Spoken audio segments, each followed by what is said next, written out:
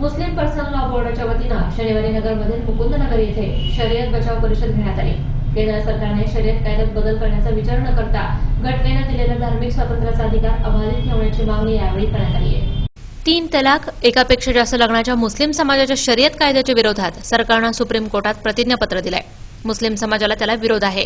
Supreme कोर्टात दाखल केलेले प्रतिज्ञापत्र सरकारने मागे घ्यावे आणि मुस्लिमांचे धार्मिक हक्क अबाधित ठेवण्याची मागणी नगरमध्ये आयोजित शर्यत बचाव परिषदेत करण्यात आली आहे। मुकुंदनगर येथे झालेल्या परिषदेला मौलाना अनवर खान नदवी, मौलाना मुस्तकी मोहम्मद नूरी, मौलाना रियाज मजहरी, डॉक्टर इकराम खान, अलहाज अब्दुल सलाम, अलहाज हनीफ, मौलाना रिजवान सलकी, मोहम्मद इलियास मोमीन आदींसह विविध घटकांचे धर्मगुरू यावेळी उपस्थित होते।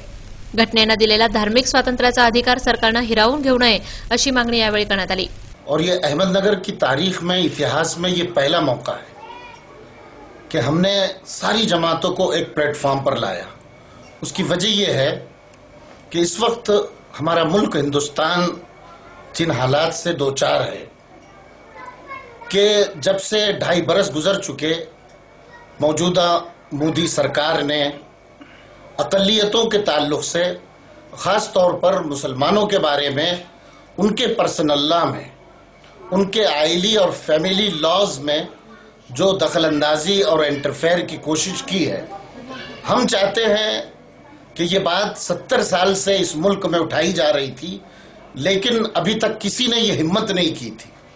मोदी सरकार ने खुलेआम ये हिम्मत की कि एक सायरा बानो नामी औरत ने सुप्रीम कोर्ट में एक पिटीशन दाखिल किया कि इस्लाम का जो शरई और जो उसका इस्लामी सिस्टम है तलाक का, या उसका जो सिस्टम है 1 तलाक, 2 तलाक, 3 तलाक का, या फिर हलाले का, उस शरई सिस्टम को ख़त्म कर दिया जाए।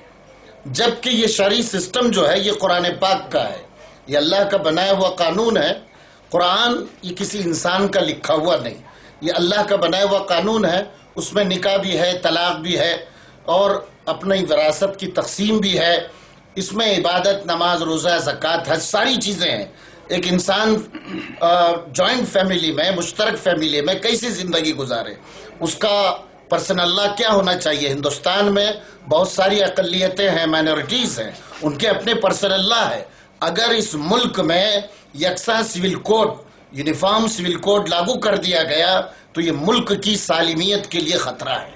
1 से ज़ायद शादियों की सबसे कम वारदात मुसलमानों में है, लेकिन इसके बावजूद एक फासिस्ट ताकतें इस्लाम को, मुसलमानों को बदनाम करने पर तुली हुई है और इस मुल्क की रंगारंगी तहजीब और इस मुल्क की गंगा जमनी सभ्यता को, उसके सिविलाइजेशन को नीस्त तो नाबूद करने की कोशिश कर रही है। हम तमाम जितनी भी जमातें हैं, अक़लियतें हैं, बिरादरान वतन हैं, हमारे सेकुलर जहन के हिंदू भाई हैं, अक्सरियत वाले क्यों ना, हमारी लड़ाई किसी अक्सरियत के विरोध में नहीं है। हम तमाम हिंदू भाइयों से भी गुजारिश करेंगे कि वो इंसाफ दिलाने में हमारा साथ दें। जमाते उलमाए हिंद, अहले सुन्नत वल जमाअत, जमाअते अहले हदीस, दावते इस्लामी, वहदते इस्लामी, जमाअते इस्लामी हिंद, मुस्लिम पर्सनल लॉ बोर्ड आदी संघटनांनी परिषद यशस्वीतेसाठी परिश्रम घेतले।